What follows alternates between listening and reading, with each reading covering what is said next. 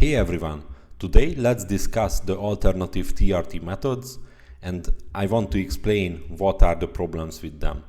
So there are many TRT options nowadays without any injections, which may seem to be a good idea at first, but they are really not.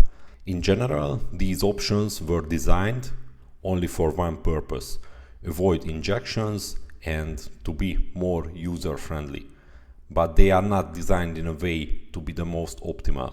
So yes, they may seem to be better because you don't need to do injections, you can put a cream on yourself or you can take some pills and that's about it, but these don't lead to optimal results and usually users don't like the results, they don't like how they feel, they don't have the same effects on blood work as they would get with injections. And also they don't really have the same kind of physique as guys who are doing the more conventional methods. Usually another fear of the users that it's a lifetime commitment. And to be honest, for the most part, it's very true. The alternative methods offer that if you want to discontinue TRT, it's way easier to stop it compared to injections. Which may be true to some degree, but not fully, to be honest. And also, if we logically think about it, why would we want to stop the hormone replacement therapy? If we started the hormone replacement therapy or testosterone replacement therapy because we needed it in the first place, then why would you want to stop it, let's say 2 years later? 2 years later, you will still need it the same way as before or even more.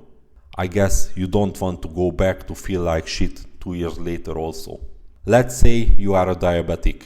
So diabetics also don't stop to use insulin a couple of years later into the treatment. So as someone who really needs hormone replacement therapy, why would you want to stop it a couple of years later just to go back to the same way as you was before? Let's start with the most common option and in my opinion the worst option from all. So this is the oral clomid or enclomiphene monotherapy. It's true that it raises total testosterone levels, but it usually also raises sex hormone binding globulins. What SHBG does is basically binding up total testosterone. It's not all that it does, but right now I don't want to go into super deep in it. So basically, the more SHBG you have, the less testosterone is available for your cells to work on. So the less testosterone is available for muscle building, for energy, mood, dihydrotestosterone conversion and estrogen conversion. So maybe your total testosterone will be at 1000, 1200, but you will not feel significantly better. Also, STERMs are very closely correlated to blood clot risks. So in my opinion, if you are planning to take enclomiphene or clomid long term for years and years, it's not a good idea. It's also correlated with possible vision problems because you have estrogen receptors in the eye also, and clomid is known to basically block those receptors. So you can have vision problems down the line, which may be permanent or not permanent, but I think this is a quite high of a risk. Also another problem that it's lowering IGF-1 levels.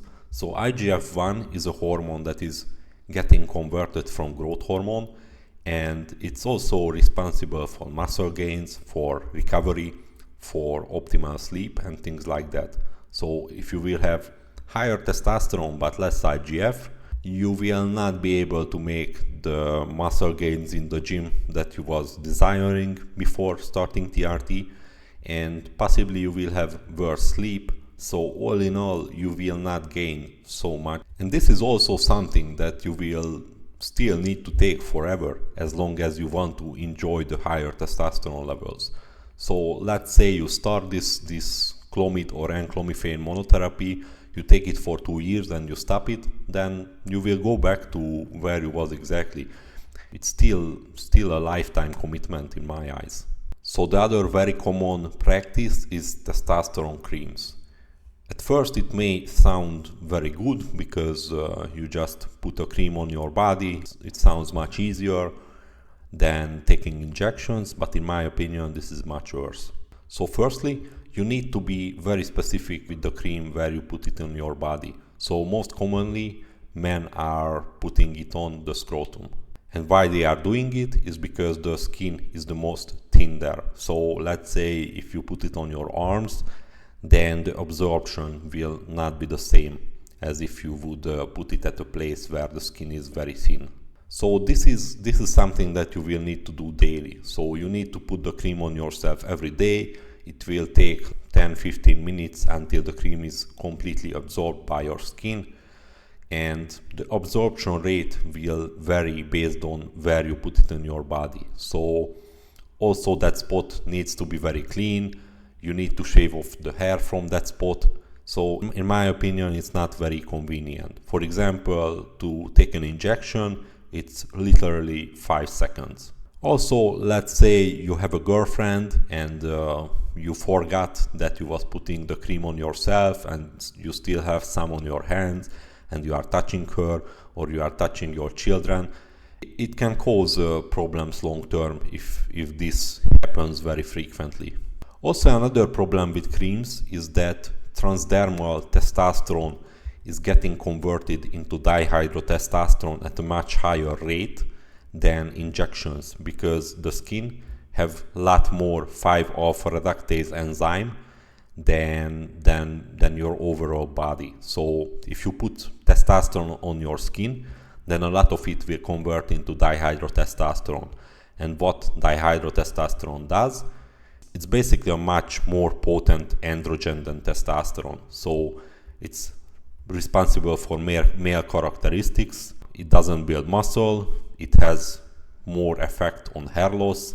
It has more effect on getting oily skin or acne.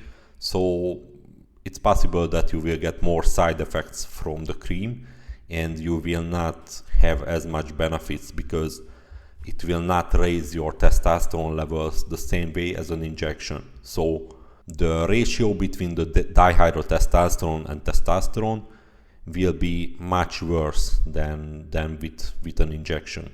And this is also something that you will still need to take forever. This is not something that you can stop after 2 years and everything will go back to normal. So in general, these hormone replacement therapies are for lifetime. These are not quick fixes. Another TRT method is using testosterone pellets.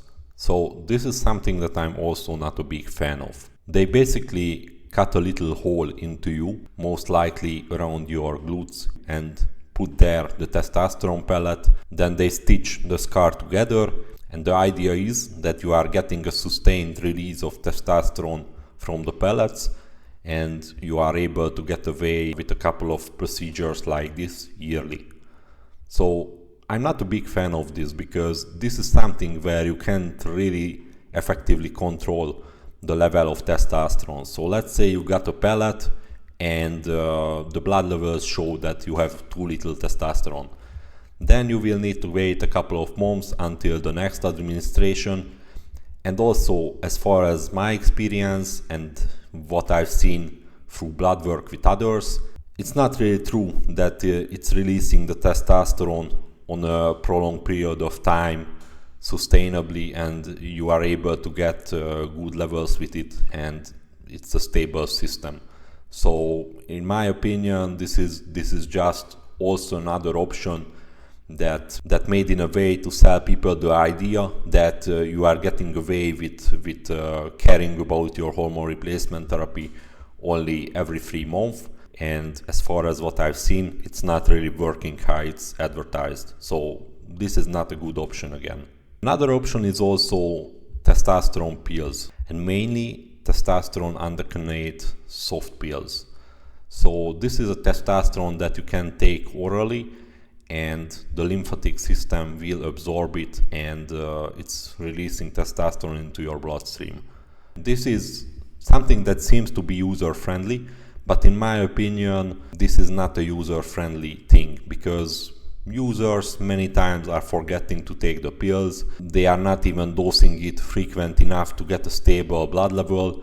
so the level of testosterone will not be very stable. Then you will have estrogen and DHT fluctuations, and the whole system will just not be so stable, which will result in side effects, mood swings, feeling good at a certain time, feeling very tired the next time. So in my opinion, this is something that is not really sustainable on a long term, and I don't even think that people can dedicate the next lifetime to take pills 3 times a day and they will never make a mistake, they will never forget it. So I don't see it as a good option. And also on the other hand, these testosterone pills are quite expensive. HCG monotherapy. So in my opinion, this is the best option, but still not optimal. Usually they say this is a very good option because you will produce natural testosterone, because HCG stimulates the testicles to produce testosterone and sperm. So this is a natural method. Well, this is not really true because you will still suppress your own natural testosterone production, because your testicles will still not get the signal from the pituitary gland. You will still stop producing LH and FSH. So you will still shut yourself down the same way as you would do it with testosterone. Usually it raises dihydrotestosterone and estradiol levels much more than injectable testosterone. So let's say you are taking your total testosterone numbers to 1000 with HCG and also with testosterone injections.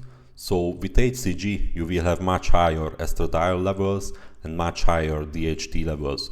So you will still need to manage those hormones, which can cause some side effects. This is something also that you need to inject and you need to take preferably every day or every other day. Traveling with HCG is also a bit harder because you need to keep HCG in the fridge, and let's say you are traveling on a plane, then you are not able to keep it cold, then the HCG will go bad and you will need to open another HCG bottle. Since the half-life is quite short, it's like 4 or 5 days, let's say you are not able to take the HCG for a week, you will feel significantly worse at the end of it, because your testosterone levels will drop very fast. And as I said, yes, it will stimulate your testicles to produce testosterone, but it will still shut down your own natural hypothalamus pituitary testicular axis, and if you stop taking it, you will basically have no testosterone in your body. So this is also a lifetime commitment. And the other thing about HCG is that it's raising sex hormone binding globulin also. So let's say you are taking your total testosterone to 1000, you may not be feeling significantly better because your SHBG is also going up, then your free testosterone is not really so much higher. So then maybe you will need to take another medication for bringing the SHBG down. So in my opinion, you can't really avoid testosterone injections if you want to do hormone replacement therapy the most optimal way. And lastly, in my opinion, on any of these methods above, you would still need to inject HCG anyway, at least 2 or 3 times a week, because without HCG you will not produce intratesticular testosterone, you will not produce sperm, and your testicles will shrink, which can be a painful process, and nobody really talks about that. And also, when we are talking about TRT, it's not really TRT, it's more like hormone replacement therapy, because it's not just the testosterone that we want to optimize, we want to optimize the whole hormonal profile of our body. So if you don't take HCG, then you will be deficient also in DHEA and pregnenolone and also progesterone and many other downstream hormones which are important for libido, for optimal brain function, for optimal sleep and things like that. So let's say you are doing testosterone creams only, you will not be feeling your best after a couple of months. So in my opinion, if you need to inject HCG anyway, then you may just also inject testosterone and not really try out these alternative methods, which are, to be honest, just made for people who are afraid of injections to still take TRT and still get the prescription drugs and still getting hooked on the monthly subscription.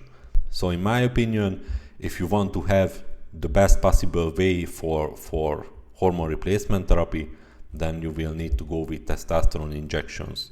And if you want to know more about it or you need personalized help, then reach out to me.